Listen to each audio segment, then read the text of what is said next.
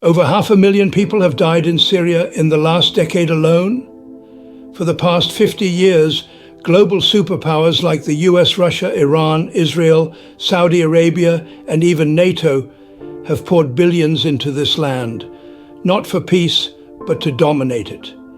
The question is why? What makes Syria so valuable that nations are willing to sacrifice countless lives and risk global conflict? Prophecies warn us to look to Syria for signs of Imam Mahdi's arrival. Are the events we're witnessing today fulfilling those warnings right before our eyes?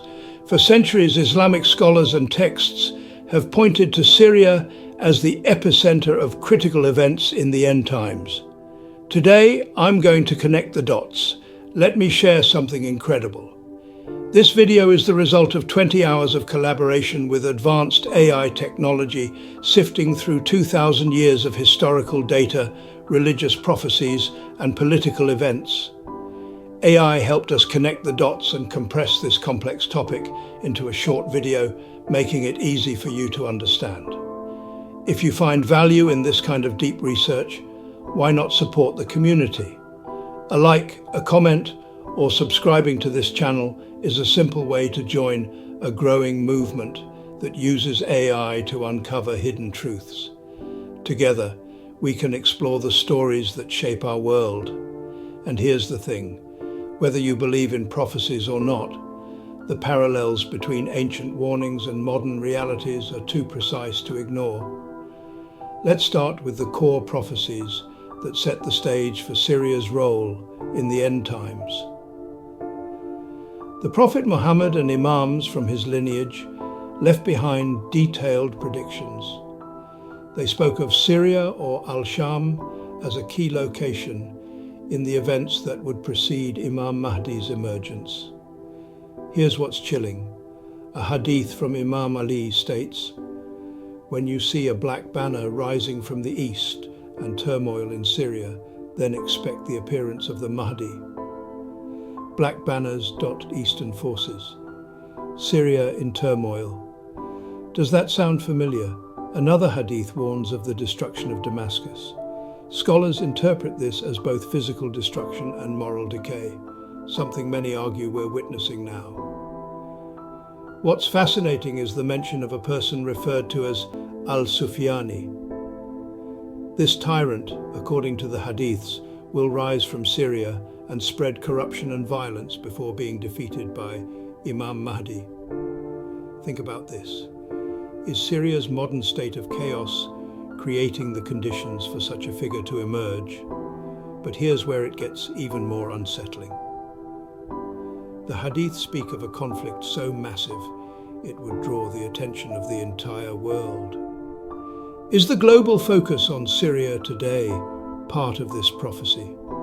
Syria's strategic and spiritual importance. Syria isn't just a random location.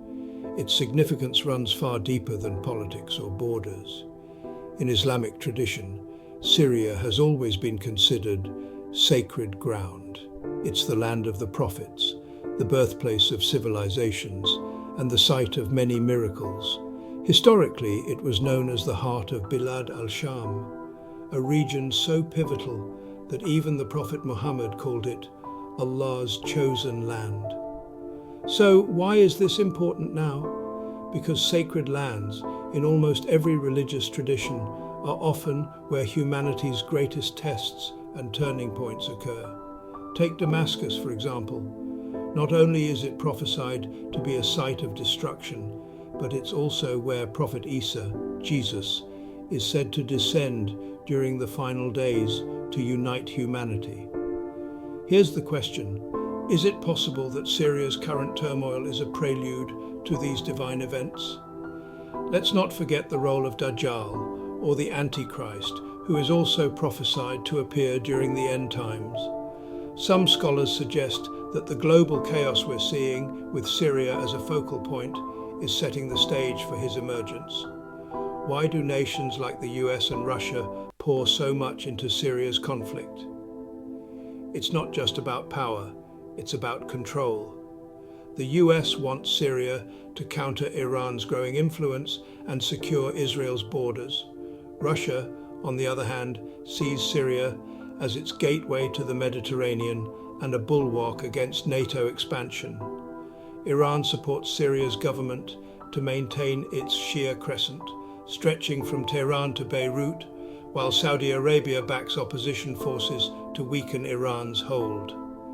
Meanwhile, Israel eyes the Golan Heights, not just for its strategic elevation, but for its rich oil and water resources. NATO and the UK, they want to ensure their allies retain dominance in this turbulent region. What unites all these interests is one thing: Syria's unique position makes it indispensable in the global balance of power. The price for this relentless pursuit of control has been steep. Over 13 million Syrians have been displaced and more than 500,000 killed in conflicts exacerbated by international meddling. The question no one asks is, how much of this is really about the Syrian people, and how much is about global powers playing their ruthless game?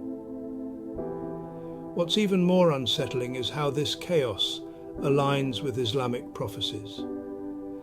Scholars often point to Syria as a land where major signs of the end times will unfold. Could the rise of tyrants, endless wars, and foreign invasions be the precursors to the emergence of Imam Mahdi? Now let's talk about the present.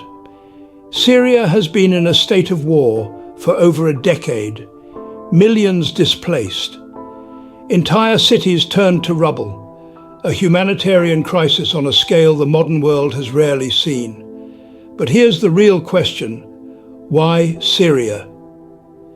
If you study history, you'll notice that wars often serve hidden agendas. They're not just about land or resources, they're about reshaping the world. Some believe Syria's chaos is no accident. It's almost as if certain powers want to destabilize this sacred land. But for what purpose? Could it be part of a much larger plan that aligns with the prophecies? Here's a chilling thought.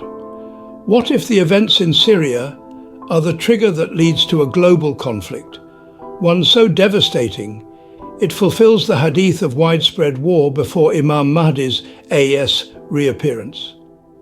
Consider this.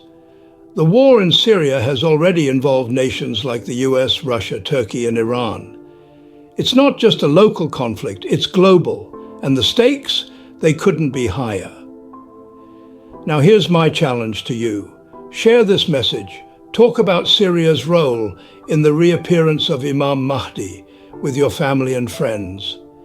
Start a conversation about what's happening in the world and how we can prepare, spiritually, emotionally, and practically. Because if the signs are truly here, staying silent isn't an option. The prophecies tell us that light will triumph over darkness, but only if we're ready to stand for what's right. The choice is yours. The question is, will you rise to the occasion before it's too late?